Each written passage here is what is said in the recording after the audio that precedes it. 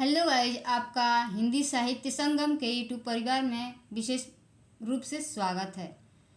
चलिए, हम लोग क्लास ले रहे हैं बीपीएससी एग्ज़ाम, टीचर एग्ज़ाम के लिए। तो हम पिछली क्लास में आप लोगों को बताए हैं कि अब तक हम लोगों ने बिहार एससीईआरटी, जो बिहार एससीईआरटी की बुक है उसको कवर कर रहे हैं। बिहार, हिंदी में लिखते हैं बिहार एससीईआरटी, ठीक। बिहार एससीईआरटी, ठीक। इसकी जो बुक है, जो बिहार में चलती है, उससे हम लोग प्रश्न कर रहे थे, प्रश्नों को पढ़ रहे थे, कौन कौन से प्रश्न यहाँ से बन सकते हैं। अब तक हम लोग क्लास 6, 7, 8, 9, 10 और 11, एक क्लास है, चैप्टर नहीं, ध्यान दीजिएगा, क्लास के प्रश्नों को सॉल्व कर चुके हैं। अभी हम करने वाले हैं क्लास 11 का, क्लास 12 का। उसमें से हम एक कहानी इसके पहले वाले क्लास में पढ़े हैं, जिसका नाम था उसने कहा था। इधर देखते हैं, उसने कहा था, चंद्रधर शर्मा गुलेरी जी का ये है। बहुत ही चर्चित कहानी है। जो लोग नहीं देखे हैं जाके देख सकते हैं। आज जो हम पढ़ने वाले हैं वो है अज्ञे की। ये चैप्टर कक्षा 12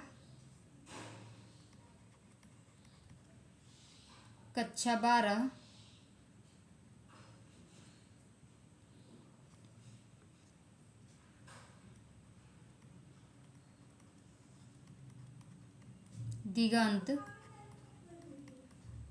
भाग 2 का ये जो अध्याय है, पाठ है, पाठ 5,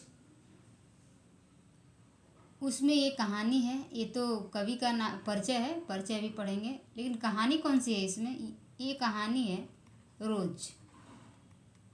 रोज के बारे में कुछ जान लेते हैं। रोज कहानी का एक और नाम है गैंग्रीन,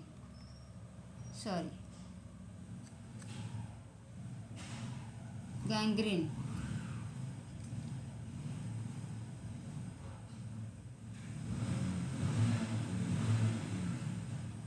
ठीक, रोज कहानी को ही गैंग्रीन नाम दिया गया है।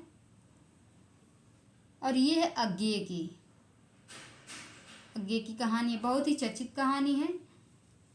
और ये जो कहानी है किस कहानी संग्रह में प्रकाशित हुई है, किसमें ये ऐड की हुई है, तो अगर उसका नाम पूछे तो याद रखिएगा विपथगा। इनकी कहानी संग्रह है विपथगा। उसी में ये जो रोज कहानी है प्रकाशित हुई है। अगर पूछे विपथगा में जब ये प्रकाशित हुई थी तो पहला संस्करण इनका था 1937 में, जिसमें रोज नाम से प्रकाशित हुआ था। जब इन्होंने 5वें संस्करण में प्रकाशित जब करवाया सन 1990 में, वहाँ पर ये रोज कहानी का नाम गैंग्रीन रखते हैं। ठीक है, गैंग्रीन नाम से प्रकाशित हुआ। तो चलिए, बाकी सब आगे इस कहानी में दिया ही होगा, पढ़ते हैं गैंग्रीन रोज कहानी को। ठीक है, एक और बात जान लेते हैं अज्ञे के बारे में। अज्ञे जो है प्रयोगवाद के कवि हैं,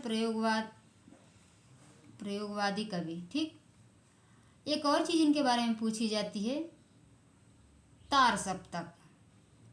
अगर आप मेरी पहले वाले जो क्लास हैं वो देखे होंगे तो हम कई बार इसकी चर्चा किए हैं। जहाँ भी आ जाता है नाम वहाँ चर्चा करते हैं, ताकि आप लोगों को याद हो जाए। तार सप्तक लिखना है, क्या लिख दिए, तार सप्तक। ठीक, ये जो तार सप्तक है तार सप्तक, इसका भी प्रकाशन इन्होंने किया है अज्ञेय जी ने। तार सप्तक का प्रकाशन वर्ष है 1943 43। दूसरे तार सप्तक का प्रकाशन वर्ष है 1951। और तीसरे तार सप्तक 1959। चौथे की बात करें तो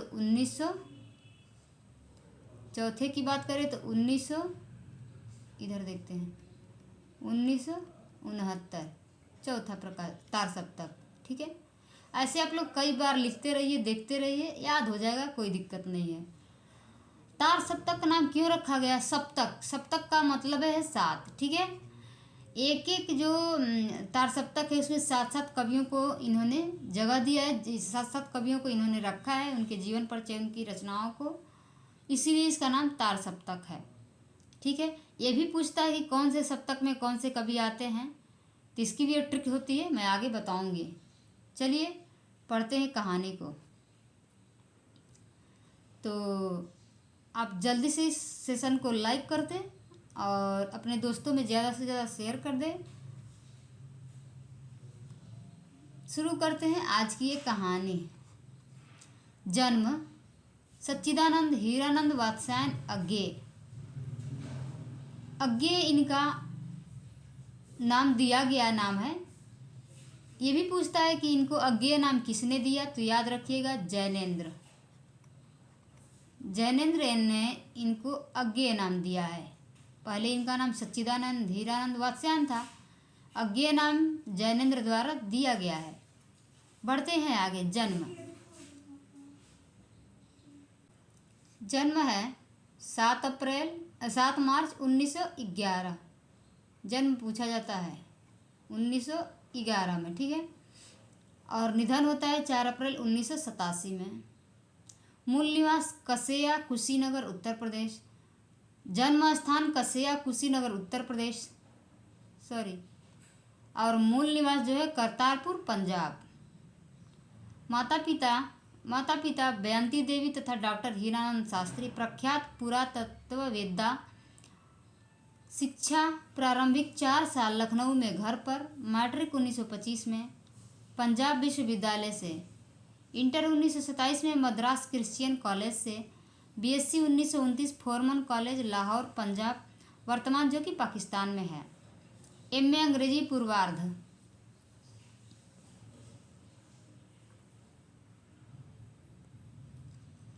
लाहौर से, एमए जो है लाहौर से। क्रांतिकारी आंदोलन में गिरफ्तार हो जाने से आगे पढ़ाई रुक गई। भाषा का ज्ञान, किस किस भाषा का इनको ज्ञान था? संस्कृत, अंग्रेजी, हिंदी के अतिरिक्त फारसी, तमिल आदि अनेक भाषाओं का ज्ञान था। व्यक्तित्व एवं स्वभाव, सुंदर, लंबा, गठीला शरीर, सुरुचि, सुव्यवस्था एवं अनुशासन प्रियता, एकांत प्रिय, अंतर्मुखी स्वभाव, गंभीर एवं चिंतनशील, मितभाषी, अपने मौन एवं मितभाषण के लिए प्रसिद्ध। पिताजी का तबादला होते रहने के कारण लखनऊ, कश्मीर, लाहौर, पटना, मद्रास आदि स्थानों पर उनके साथ रहने और परिभ्रमण का संस्कार बचपन में ही मिला। अभिरुचि उनकी किस में थी? बागवानी, पर्यटन, अध्ययन आदि के अलावा दर्जनों प्रकार के पेशेवर कार्यों में दक्षता, फोटोग्राफी, हस्तकला, शिल्प आदि में प्रवीणता, यूरोप, एशिया, अमेरिका सहित कई देशों की साहित्यिक यात्राएं।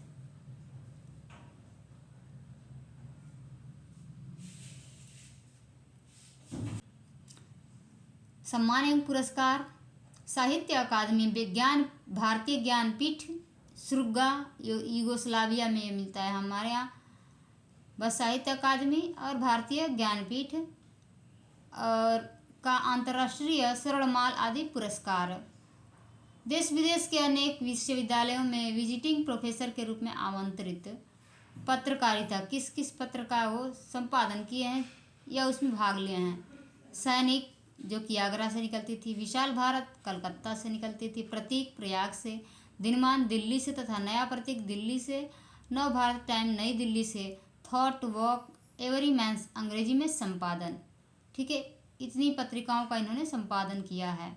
सैनिक, विशाल भारत, प्रतीक, दिनमान, नया प्रतीक, नव भारत टाइम्स। ठीक, ये एग्जाम में पूछ सकता है कि किस पत्रिका का संपादन अज्ञेय द्वारा नहीं हुआ है, चाहे किस पत्रिका का संपादन अज्ञेय द्वारा हुआ है। तो 3 दे दिया जाएगा, तो याद रखिएगा इसमें से ये लाइन इम्पोर्टेंट है। ठीक। कृतियाँ, कृतियाँ कौन कौन सी हैं? 10 वर्ष की अवस्था में कविता लिखनी शुरू की। लेखन हिंदी अंग्रेजी दोनों भाषाओं में। बचपन में खेलने के लिए इंद्र सभा नामक नाटक लिखा। बचपन में ही इन्होंने नाटक लिख दिया, कितने प्रतिभाशाली थे। घर में एक हस्तलिखित पत्रिका आनंद बंधु निकालते थे। 1924-25 में अंग्रेजी में एक उपन्यास लिखा था। 1924 में पहली कहानी इलाहाबाद की स्काउट पत्रिका सेवा में प्रकाशित हुई थी। 1930 के बाद नियमित लेखन विपथगा, जयदोल, ये तेरे प्रतिरूप, छोड़ा हुआ रास्ता, लौटती पगडंडियाँ आदि कहानी संकलन हैं।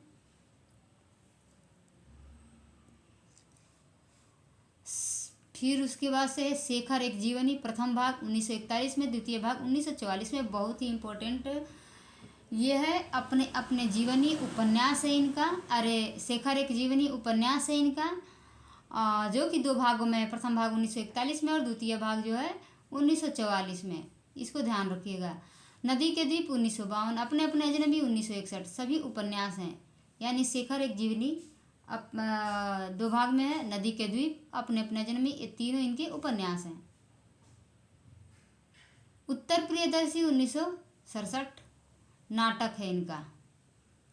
भग्नदूत, चिंता इत्यलम, हरी घास पर छड़बर, बावरा हरी आंगन के पार द्वार, कितनी नाव में कितनी बार, सदा नीरा, ऐसा कोई घर आपने देखा है आदि ये जो है कविता संकलन है। ठीक है। इसमें कितनी नाव में कितनी बार पर इनको मिला है ज्ञानपीठ पुरस्कार, और आंगन के पार द्वार पर भी इनको मिला है साहित्य का आदमी। अब देखते हैं अरे यावर रहेगा याद 1953, एक बूंद सहसा उछली 1961 में। ये दोनों यात्रा वृत्तांत हैं। त्रिशंकु, आत्मनेपद, आलवाल, अद्यतन भवंती अंतरा, शाश्वती संवत्सर आदि सभी निबंध हैं। देखिए आगे यहाँ पे तार सप्तक की बात। तार सप्तक 1943, दूसरा तार सप्तक 1951, तीसरा तार सप्तक 1959, चौथा तार सप्तक 1969 है। यहाँ पे मिस्टेक है, 1979। ठीक। पुष्करणी, रूपांबरा, नेहरू अभिनंदन ग्रंथ आदि संपादित ग्रंथ हैं। शरत चंद्र के श्रीकांत, जैनेन्द्र कुमार के त्यागपत्र तथा अपने उपन्यास अपने अपने अजनबी सहित अनेक कृतियों का अंग्रेजी अनुवाद, रविंद्रनाथ ठाकुर के गोरा का हिंदी अनुवाद, ये सब अनुवाद किए हैं।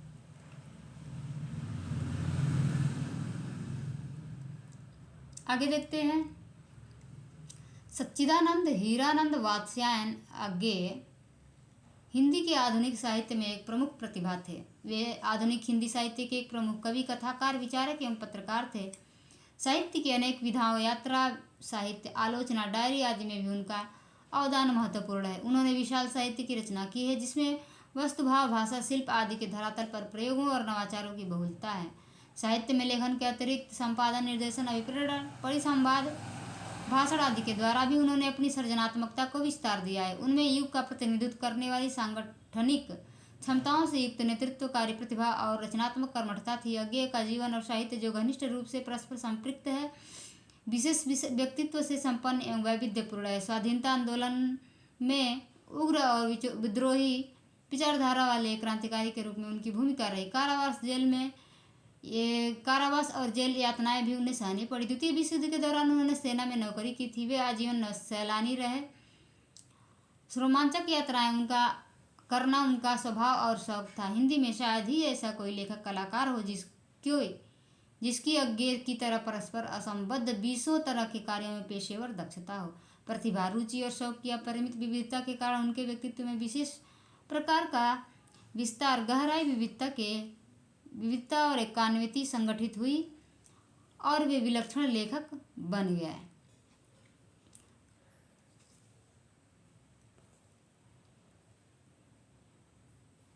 कथा साहित्य में प्रेमचंद और जयशंकर प्रसाद के बाद आए महत्वपूर्ण क्रांतिकारी परिवर्तन में अज्ञेय की भूमिका निर्णायक रही।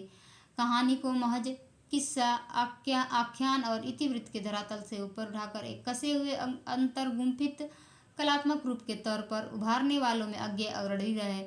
हिंदी कथा साहित्य में मनोवैज्ञानिक गहराई लाने का श्रेय जैनेन्द्र कुमार और अज्ञेय को दिया जाता है। इसके साथ ही बौद्धिकता, नैतिक, वैचारिक सजगता और कलात्मकता भी अज्ञेय ने हिंदी कथा में जोड़ी। अज्ञेय ने हिंदी कहानी के भावी विकास का प्रारूप अपनी कहानियों द्वारा प्रस्तुत किया है। बिना अज्ञेय के नई कहानी की कल्पना नहीं की जा सकती। बिना अज्ञेय के नई कहानी की कल्पना नहीं की जा सकती। ये नई कहानी में भी हैं। अज्ञेय के द्वारा गैंग्रीन, ठीक, गैंग्रीन शीर्षक से 1934 में लिखी गई कहानी यहाँ प्रस्तुत है। बाद में इसका शीर्षक लेखक द्वारा रोज कर दिया गया। यह प्रेमचंद के बाद की श्रेष्ठ हिंदी कहानियों में परिगणित होती है। वातावरण, परिस्थिति और उसके प्रभाव में ढलते हुए एक गृहिणी के चरित्र का मनोवैज्ञानिक उद्घाटन एवं अत्यंत कलात्मक रीति से लेखक यहाँ प्रस्तुत करता है। डॉक्टर पति उसका डॉक्टर रहता है। काम चले जाने के बाद का सारा समय मालती को घर में एकाकी काटना होता है।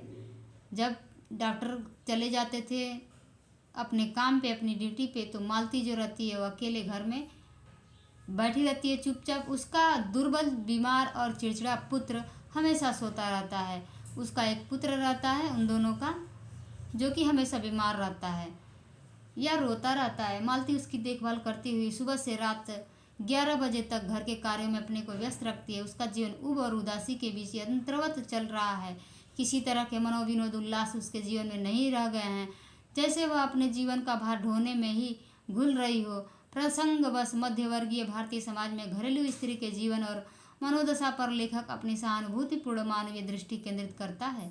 कहानी के गर्भ से अनेक सामाजिक प्रश्न विचारोत्तेजक रूप में पैदा होते हैं। आइए बढ़ते हैं। ये बहुत ही इम्पोर्टेंट कोटेशन है, इसको भी देख लेते हैं। ये है रोज अज्ञेय की सर्वाधिक चर्चित कहानी है, क्योंकि इसमें संबंधों की वास्तविकता को एकांत वैयक्तिक अनुभूतियों से अलग ले जाकर सामाजिक संदर्भ में देखा गया है। मध्य वर्ग की पारिवारिक एक रस्ता को जितनी मार्मिकता से कहानी व्यक्त कर सकी है, वह उस युग की कहानियों में विरल है। किसका कथन है? विजय मोहन सिंह ने ये लिखा है। ठीक है। रोज इसका नाम क्यों रखा गया है? क्योंकि इस कहानी में एक वाक्य आता है, कोटेशन आता है, कह लेंगे एक लाइन आती है। वो कहती है कि ऐसा तो रोज ही होता है। जब कोई प्रश्न मालती से ये पूछता है, तो ये क्या, इसका जवाब क्या होता है कि ऐसा तो रोज ही होता है। ऐसा तो रोज ही होता है, कोई नया थोड़ी ना है कि हम रोज होता है। ठीक है, इसीलिए इसका शीर्षक रख दिया गया रोज। चलिए बढ़ते हैं कहानी की तरफ। कहानी पढ़ेंगे तो अपने आप समझ में आएगी। रोज दोपहर में उस सूने आंगन में पैर रखते ही मुझे ऐसा जान पड़ा मानो उस पर किसी सांप की छाया मंडरा रही हो। उसके वातावरण में कुछ ऐसा अकथ्य, अस्पृश्य, किंतु फिर भी बोझल और प्रकंपमय घना सा सन्नाटा फैल रहा था। मेरी आहट सुनते ही मालती बाहर निकली। मुझे देखकर पहचान कर उसकी मुरझाई हुई मुख मुद्रा तनिक से मीठे विस्मय से जागी सी और फिर पूर्ववत हो गई। उसने कहा, आ जाओ, और बिना उत्तर की प्रतीक्षा किए भीतर की ओर चली। मैं भी उसके पीछे हो चला। भीतर पहुंचकर मैंने पूछा, वे यहाँ नहीं हैं? अभी आए नहीं, दफ्तर में हैं, थोड़ी देर में आ जाएंगे, ये जवाब देती है मालती। ठीक, कोई 1:30-2 बजे आया करते हैं, कब के गए हुए हैं, सवेरे उठते ही चले जाते हैं। मैं हूँ कहकर पूछने को हुआ, और तुम इतनी देर क्या करती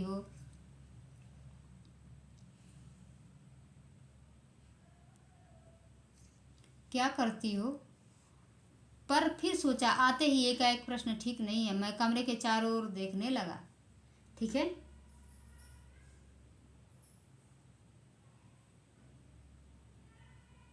चलिए आगे बढ़ते हैं।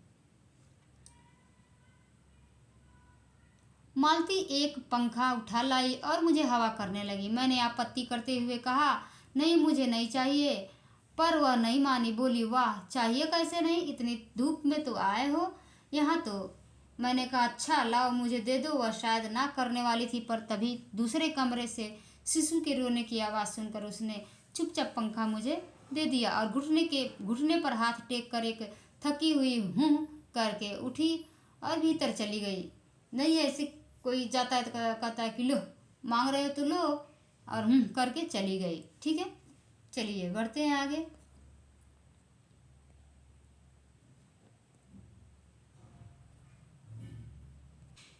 मैं उसके जाते हुए दुबले शरीर को देखकर सोचता रहा, यह क्या है, यह कैसी छाया सी इस घर में छाई हुई है।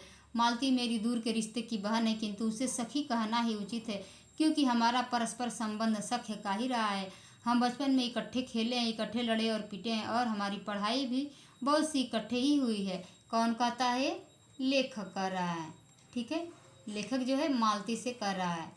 लेखक और मालती जो है बचपन में एक ही साथ खेलते थे, रहते थे, पढ़ते थे, लेकिन उस मालती की शादी हो जाती है और ऐसे व्यक्ति से हो जाती है, वो तो डॉक्टर रहता है, लेकिन उसको कोई आज़ादी नहीं रहती है। मतलब ना अपने से हंस सकती है, ना बोल सकती है, ना अपने से कुछ कह सकती है, ना कर सकती है, ना बाहर जा सकती है, ना घूम सकती है, कुछ नहीं, परतंत्र।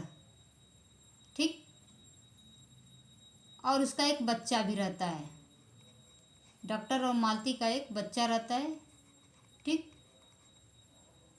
तो 4 साल बाद लेखक उस मालती से मिलता है और यही सब देखता है कि जब बच्ची थी, जब छोटी थी, जब बिना शादी के थी, तो कितनी चहचहा रही थी, कितनी इधर मतलब खेलते समय इतना कूद रही थी, मानो लगता ही नहीं है कि वही मालती को मैं आज 4 साल बाद देख रहा हूँ। ठीक है, आगे बढ़ते हैं। हमारे व्यवहार में सदा सख्य की स्वेच्छा और स्वच्छंदता रही है। वह कभी भ्रातृत्व के या बड़े छोटेपन के बंधनों में नहीं घिरा।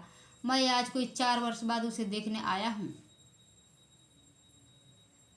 मैं कोई 4 वर्ष बाद आज देखने आया हूँ। जब मैंने उसे इससे पूर्व देखा था तब वह लड़की ही थी। अब वह विवाहिता है, एक बच्चे की माँ भी है। लेखक सोच रहा है अपने मन में, इससे कोई परिवर्तन उसमें आया होगा, और यदि आया होगा तो क्या, यह मैंने अभी तक सोचा नहीं था।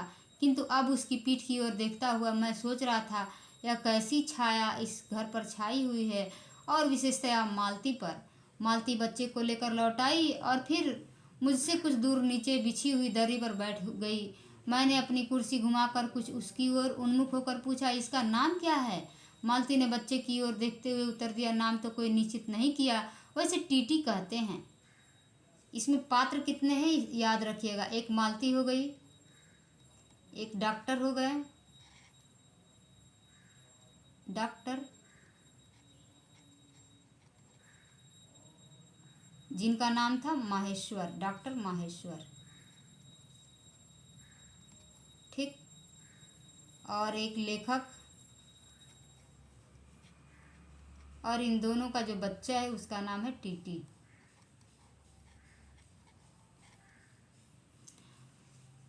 मैंने उसे बुलाया, टीटी टीटी आजा, पर वह अपनी बड़ी बड़ी आंखों से मेरी ओर देखता हुआ अपनी माँ से चिपट गया और रुआंसा सा होकर कहने लगा, मालती ने फिर उसकी ओर एक नज़र देखा और फिर आंगन की ओर देखने लगी। काफ़ी देर मौन रहा। थोड़ी देर तक तो वह मौन आकस्मिक ही था, जिसमें मैं प्रतीक्षा में था कि मालती कुछ पूछे, किंतु उसके बाद एकाएक मुझे ध्यान हुआ मालती ने कोई बात ही नहीं की। यह भी नहीं पूछा कि मैं कैसा हूँ, कैसे आया हूँ, चुपचाप बैठी है। क्या विवाह के 2 वर्ष बाद में ही वह बीते दिन भूल गई, या अब मुझे दूर इस विशेष अंतर पर रखना चाहती है, क्योंकि वह निर्बाध स्वच्छंदता अब तो नहीं हो सकती, पर फिर भी ऐसा मौन जैसा अजनबी से भी नहीं होना चाहिए।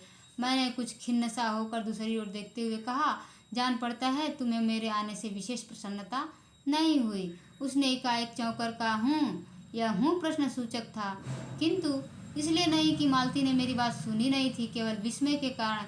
इसलिए मैंने अपनी बात दोहराई नहीं, चुप बैठा रहा। मालती कुछ बोली ही नहीं। तब थोड़ी देर बाद मैंने उसकी ओर देखा, वह मेरी ओर देख रही थी, किंतु मेरे उधर उन्मुख होते ही उसने आंखें नीची कर ली।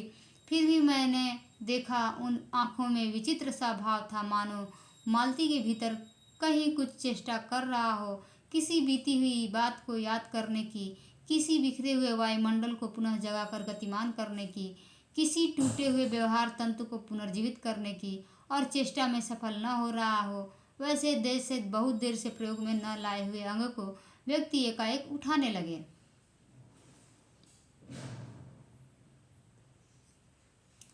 और पाए कि वह उठता ही नहीं है, चिर विस्मृति में मानो मर गया है। उसने क्षीण बल से, यद्यपि वह सारा प्राप्त बल है, उठ नहीं सकता। मुझे ऐसा जान पड़ा मानो किसी जीवित प्राणी के गले में किसी मृत जंतु का तौक डाल दिया गया हो। वह उसे उतार कर फेंकना चाहे पर उतार न पाए। तब किसी ने किवाड़ खटखटाए। मैंने मालती की ओर देखा पर वह हिली नहीं। जब किवाड़ दूसरी बार खटखटाया गए तब शिशु को अलग करके उठी और किवाड़ खोलने लगी। वे यानी मालती के पति आए। मैंने उन्हें पहली बार देखा था, यद्यपि फोटो से उन्हें पहचानता था। परिचय हुआ। मालती खाना तैयार करने आंगन में चली गई और हम दोनों भीतर बैठकर बातचीत करने लगे, उनकी नौकरी के बारे में, उनके जीवन के बारे में, उस स्थान के बारे में और ऐसे अन्य विषयों के बारे में जो पहले परिचय पर उठा करते हैं। एक तरह का स्वरक्षात्मक कवच बनकर। मालती के पति का नाम है महेश्वर। वह एक पहाड़ी गांव में सरकारी डिस्पेंसरी के डॉक्टर हैं।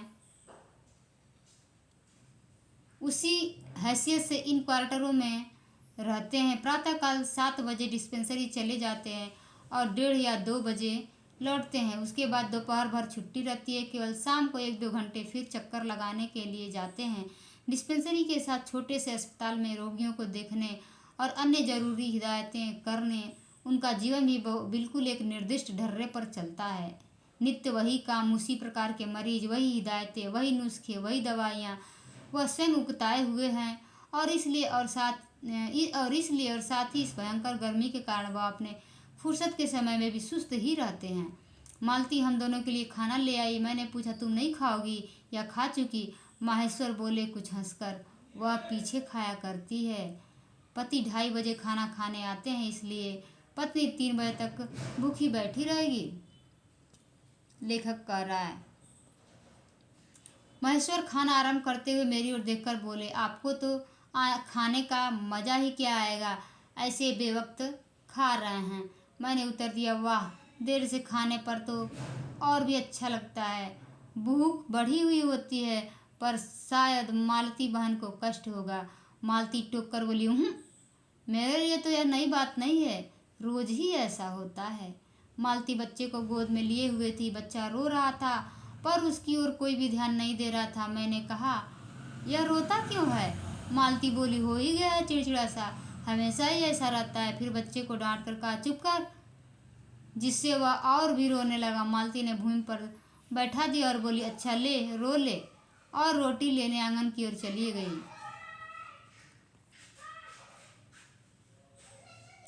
जब हमने भोजन समाप्त किया तब 3 बजने वाले थे। महेश्वर ने बताया कि उन्हें आज जल्दी अस्पताल जाना है।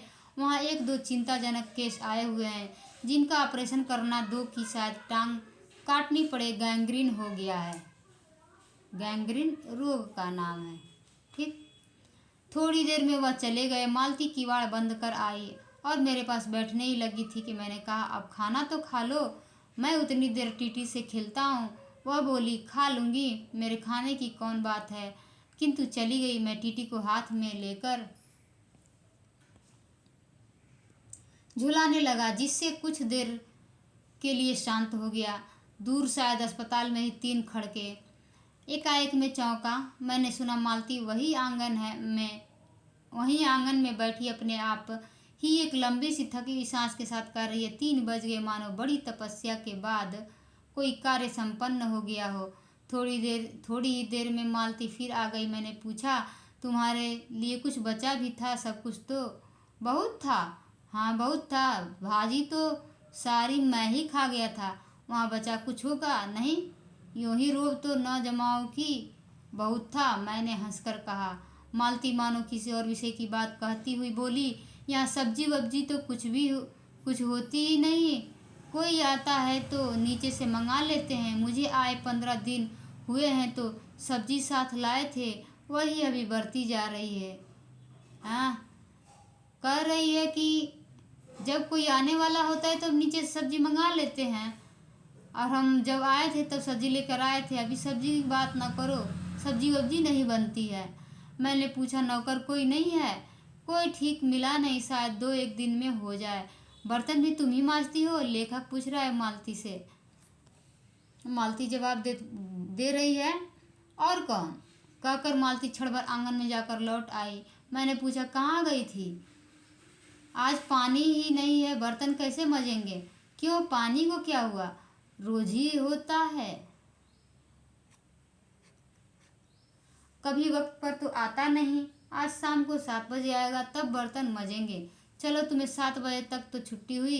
कहते हुए मैं मन ही मन सोचने लगा, अब इसे रात के 11 बजे तक काम करना पड़ेगा।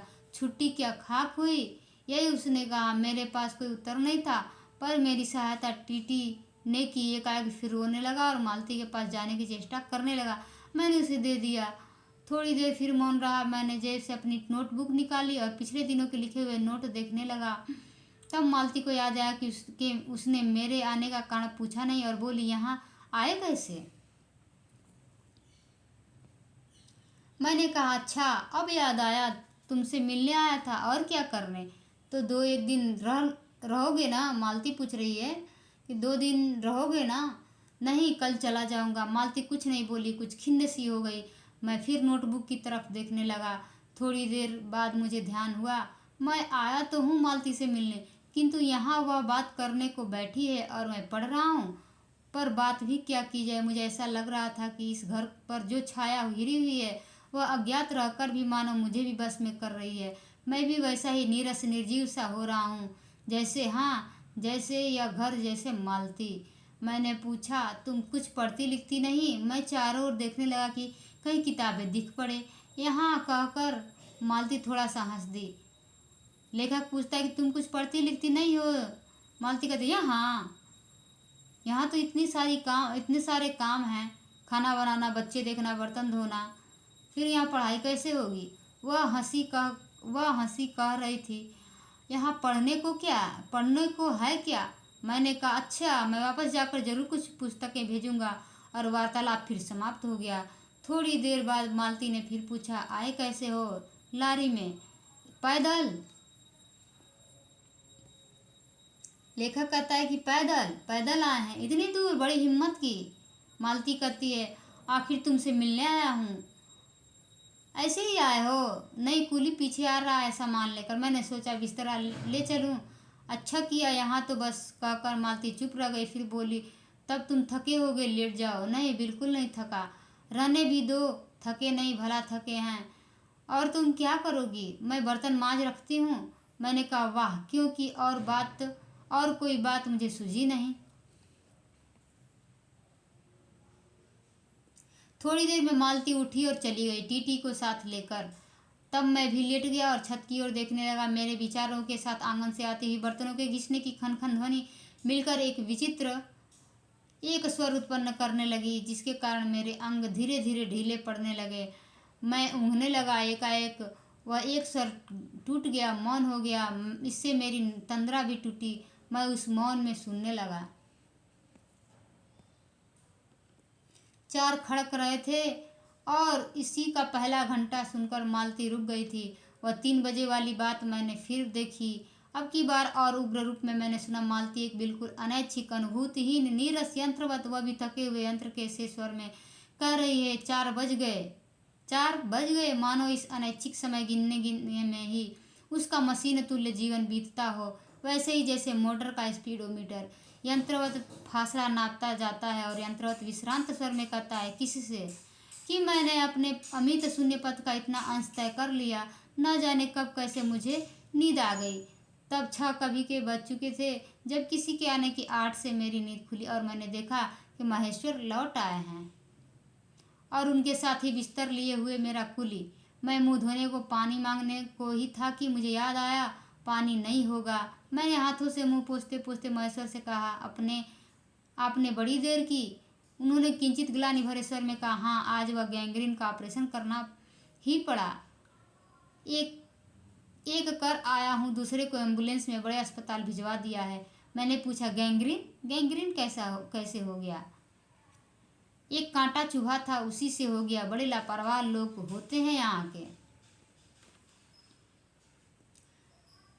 मैंने पूछा, यहाँ आपको केस अच्छे मिल जाते हैं?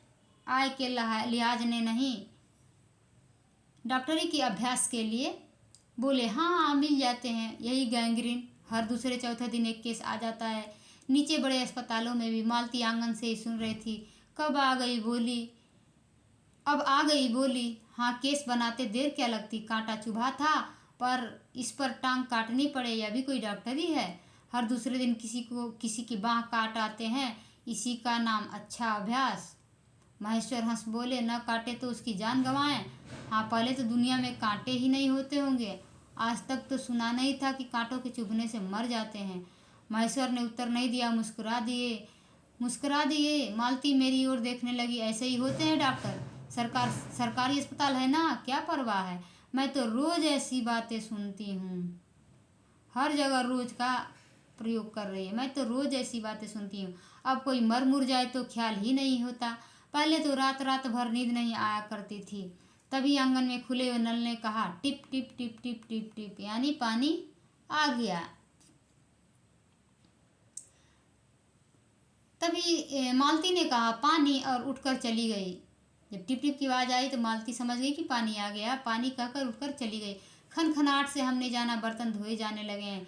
टीटी महेश्वर की टांगों के सहारे खड़ा मेरी ओर देख रहा था। अब एकाएक उन्हें छोड़कर मालती की ओर खिसकता हुआ चला। महेश्वर ने कहा, उधर मत जा, और उसे गोद में उठा लिया। वह मचलने लगा और चिल्ला चिल्ला कर रोने लगा। महेश्वर बोले, अब रो रो कर सो जाएगा, तभी घर में चैन होगी। मैंने पूछा, आप लोग भीतर ही सोते हैं? गर्मी तो बहुत होती है। होने को तो मच्छर भी होते हैं, पर यह लोहे के पलंग उठाकर बाहर कौन ले जाए? अब के नीचे जाएंगे तो चारपाइयाँ ले आएंगे। फिर कुछ रुककर बोले, आज तो बाहर ही सोएंगे, आपके आने का इतना लाभ ही होगा। टीटी अभी तक रोता ही जा रहा था। महेश्वर ने उसे एक पलंग पर बैठा दिया और पलंग बाहर खींचने लगा। मैंने कहा, मैं मदद करता हूँ, और दूसरी ओर से पलंग उठाकर निकलवा दिए। अब हम तीनों, महेश्वर, टीटी और मैं, दो पलंगों पर बैठ गए और वार्तालाप के लिए उपयुक्त विषय न पाकर उस कमी को छुपाने के लिए टीटी से खेलने लगे। बाहर आकर वह कुछ चुप हो गया था, किंतु बीच बीच में जैसे एकाएक कोई भूला हुआ कर्तव्य याद करके रो उठता था और फिर एकदम चुप सा हो जाता था। और कभी कभी हम हंस पड़ते थे या महेश्वर उसके बारे में कुछ बात कह देते थे। मालती बर्तन धो चुकी थी। जब वह उन्हें लेकर आंगन के एक और रसोई के छप्पर की ओर चली, तब महेश्वर ने कहा, थोड़े से आम लाया हूँ, वह भी धो देना। कहाँ है? मालती पूछ रही है। कहाँ है? अंगीठी पर रखे हैं, कागज में लिपटे हुए हैं। मालती ने भीतर जाकर आम उठाए और अपने आंचल में डाल लिए। फिर कागज में वे लिपटे हुए थे, वह किसी पुराने अखबार का टुकड़ा था। मालती चलती चलती संध्या के उस क्षीण प्रकाश में उसी को पढ़ती जा रही थी। वह नल के पास जाकर खड़ी हो उसे पढ़ती रही। जब दोनों ओर पढ़ चुकी, तब एक लंबी सांस लेकर उसे फेंककर हाथ आम धोने लगी। मुझे एकाएक याद आया, बहुत दिनों की बात थी, जब हम अभी स्कूल में भर्ती हुए ही थे, जब हमारा सबसे बड़ा सुख, सबसे बड़ी विजय थी हाजिरी हो चुकने के बाद चोरी से क्लास से निकल भागना और स्कूल से कुछ दूरी पर आम के बगीचे में पेड़ों पर चढ़कर कच्ची आमियाँ तोड़ तोड़ खाना। मुझे याद आता, कभी जब मैं भाग आता और मालती नहीं आ पाती थी, तब मैं भी खिन्न मन लौट आया करता था। मालती कुछ नहीं पढ़ती थी, उसके माता पिता तंग थे। एक दिन उसके पिता ने उसे एक पुस्तक लाकर दी और कहा कि इसके 20 पेज रोज पढ़ा करो। हफ्ते भर बाद मैं देखूं कि इसे समाप्त कर चुकी हो, नहीं तो मार मार कर चमड़ी उधेड़ दूंगा। मालती ने चुपचाप किताब ले ली, पर क्या उसने पढ़ी? वह नित्य ही उसके 10 पन्ने 20 पेज फाड़कर फेंक देती, अपने खेल में किसी भांति फर्क न पड़ने देती। जब 8वें दिन उसके पिता ने पूछा, किताब समाप्त कर ली? तो उत्तर दिया, हाँ कर ली। पिता ने कहा, लाओ मैं प्रश्न पूछूंगा, तो चुप खड़ी रही। पिता ने फिर कहा तो उद्धत स्वर में बोली, किताब मैंने फाड़ कर फेंक दी है, मैं नहीं पढ़ूंगी। उसके बाद वह बहुत पीटी, पर वह अलग बात है। इस समय मैं यही सोच रहा था कि वही उद्धत और चंचल मालती आज कितनी सीधी हो गई है, कितनी शांत और एक अखबार के टुकड़े को तरसती है। वह क्या, यह क्या, यह। तभी महेश्वर ने पूछा, रोटी कब बनेगी? बस अभी बनाती हूँ। पर अब की बार जब मालती रसोई की ओर चली तब टीटी की कर्तव्य भावना बहुत विस्तीर्ण हो गई। वो मालती की ओर हाथ बढ़ाकर रोने लगा और नहीं माना। मालती उसे गोद में लेकर चली गई। रसोई में बैठकर एक हाथ से उसे थपकने और दूसरे से कई एक छोटे छोटे डिब्बे उठाकर उसके सामने रखने लगी और हम दोनों चुपचाप रात्रि की और भोजन की और एक दूसरे से कुछ कहने की और न जाने किस किस न्यूनता की पूर्ति की प्रतीक्षा करने लगे। हम भोजन कर चुके थे और बिस्तरों पर लेट गए थे और टीटी सो गया था। मालती पलंग के एक और मोम जामा बिछाकर उस पर लिटा गई थी। वह सो गया था, पर नींद में कभी कभी चौंक उठता था। एक बार तो उठकर बैठ भी गया था। वह तुरंत ही लेट गया। मैंने महेश्वर से पूछा, आप तो थके होंगे, सो जाइए। वह बोले, थके तो आप अधिक होंगे, 18 मील पैदल चलकर आए हैं। किंतु उनके स्वर ने मानो जोड़ दिया, थका तो मैं भी हूँ। मैं चुप रहा। थोड़ी देर में किसी अपर संज्ञा ने मुझे बताया वह ऊँघ रहे हैं। तब लगभग 10:30 बजे थे। मालती भोजन कर रही थी। मैं थोड़ी देर मालती की ओर देखता रहा। वह किसी विचार में, यद्यपि बहुत गहरे विचार में नहीं लीन हुई, धीरे धीरे खाना खा रही थी। फिर भी मैं इधर उधर खिसक कर पर आराम से होकर आकाश की ओर देखने लगा। पूर्णिमा थी, आकाश अनभ्र था। मैंने देखा उस सरकारी क्वार्टर की दिन में अत्यंत शुष्क और नीरस लगने वाली स्लेट की छत भी चांदनी में चमक रही थी। अत्यंत शीतलता और स्निग्धता से छलक रही थी, मानो चंद्रिका उस पर से बहती हुई आ रही हो, झर रही हो। मैंने देखा पवन में चीड़ के वृक्ष गर्मी से सूखकर मटमैले हुए चीड़ के वृक्ष धीरे धीरे गा रहे हों। कोई राग जो कोमल है किंतु करुण नहीं, अशांतिमय है किंतु उद्वेगमय नहीं। मैंने देखा प्रकाश से धुंधले नीले आकाश के पट पर जो चमगादड़ नीरव उड़ान से चक्कर काट रहे हैं वे भी सुंदर दिखते हैं। आगे बढ़ते हैं। मैंने देखा दिन भर की तपन, अशांति, थकान, दाह पहाड़ों में से भाप से उठकर वातावरण में खोए जा रहे हैं, जिसे ग्रहण करने के लिए पर्वत शिशुओं ने अपनी चिड़ वृक्ष रूपी भुजाएं आकाश की ओर बढ़ा रखी हैं। पर यह सब मैंने ही देखा, अकेले मैंने। महेश्वर ऊँघ रहे थे और मालती उस समय भोजन से निवृत्त होकर दही जमाने के लिए मिट्टी का बर्तन गर्म पानी से धो रही थी और कह रही थी, अभी छुट्टी हुई जाती है मेरे कहने पर कि 11 बजने वाले हैं। जब लेखक कहता है कि 11 बजने वाले हैं तो मालती कहती है कि अभी छुट्टी हुई जाती है, अब सारा काम हो गया है, अब छुट्टी होने वाली है। धीरे से सिर हिलाकर बता रही थी कि रोज इतने भी बज जाते हैं। मालती ने वह सब कुछ नहीं देखा। मालती का जीवन अपनी रोज की नियत गति से बहा जा रहा था और एक चंद्रमा की चंद्रिका के लिए, एक संसार के लिए रुकने को तैयार नहीं था। चांदनी में शिशु कैसा लगता है, इस अलस जिज्ञासा से मैंने टीटी की ओर देखा और एकाएक मानो कैसी सहसोचित वामता से भर उठा और खिसक कर पलंग से नीचे गिर पड़ा और चिल्ला चिल्ला कर रोने लगा। महेश्वर ने चौंक कर कहा, क्या हुआ? मैं झपट कर उसे उठाने दौड़ा। मालती रसोई से बाहर निकल आई। मैंने उस खट शब्द को याद करके धीरे से करुणा भरे स्वर में कहा, चोट बहुत लग गई बेचारे को। यह सब मानो एक ही क्षण में, एक ही क्रिया की गति में हो गया। मालती ने रोते हुए शिशु को मुझसे लेने के लिए हाथ बढ़ाते हुए कहा, इसके चोटें लगती ही रहती हैं, रोज ही गिर पड़ता है। एक छोटे क्षण भर के लिए मैं स्तब्ध रह गया। फिर एकाएक मेरे मन ने मेरे समूचे अस्तित्व ने विद्रोह के स्वर में कहा। मेरे मन के भीतर ही बाहर एक शब्द भी नहीं निकला। माँ युवती, माँ, यह तुम्हारे हृदय को क्या हो गया है जो तुम अपने एकमात्र बच्चे के गिरने पर ऐसी बात कर रही हो, कर सकती हो, कह सकती हो, और यह अभी जब तुम्हारा सारा जीवन तुम्हारे आगे है। और तब एकाएक मैंने जाना कि वह भावना मिथ्या नहीं है। मैंने देखा कि सचमुच उस कुटुंब में कोई गहरी भयंकर छाया घर कर गई है। उसके जीवन के इस पहले ही यौवन में घून की तरह लग गई है। उसका इतना अभिन्न अंग हो गई है कि वे उसे पहचानते ही नहीं, उसी की परिधि में घिरे हुए चले जा रहे हैं। इतना ही नहीं, मैंने उस छाया को देख भी लिया। इतनी देर मैं पूर्ववत शांति हो गई थी। महेश्वर फिर लेटकर ऊँघ रहे थे। टीटी मालती के लेटे हुए शरीर से चिपक कर चुप हो गया था।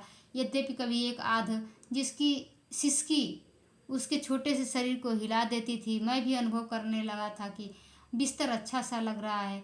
मालती चुपचाप आकाश में देख रही थी, किंतु क्या चंद्रिका को या तारों को।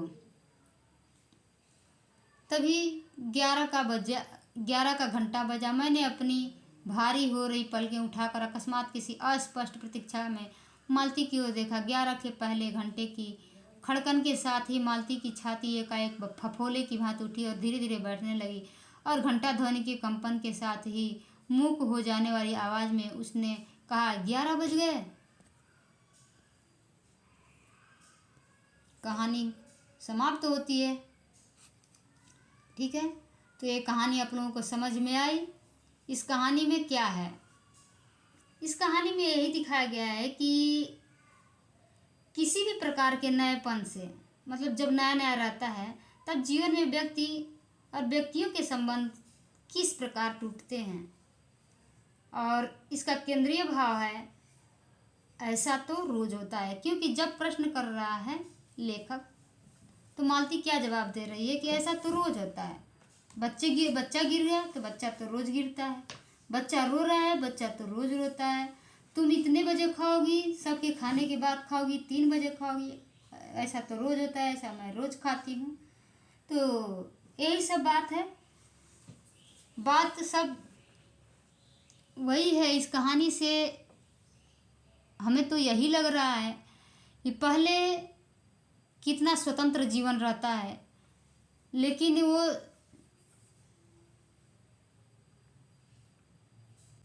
जब किसी बंधन में बंध जाते हैं तो वो स्वतंत्रता नहीं रह जाती है। यही इस कहानी में दिखाया गया है। बाकी आप लोगों को ये कहानी कैसी लगी कमेंट बॉक्स में ज़रूर बताइएगा। तो चलिए मिलते हैं एक और नई क्लास में, एक नई कहानी, एक नए चैप्टर, एक नए पाठ के साथ। और यदि अभी तक आप हमारे चैनल को सब्सक्राइब नहीं किए हैं तो प्लीज़ सब्सक्राइब कर लें और ज़्यादा से ज़्यादा शेयर करें। ठीक है, क्योंकि जितने लोग इसको पसंद करेंगे तो मैं भी मोटिव होऊंगी कि हाँ, ये क्लास सबको पसंद आ रही है, सब लोग अच्छे अच्छे कमेंट कर रहे हैं, तो मैं ऐसे क्लास को आप लोगों के सामने ज़रूर लेके आऊँगी। तो चलिए मिलते हैं नेक्स्ट वीडियो में। धन्यवाद।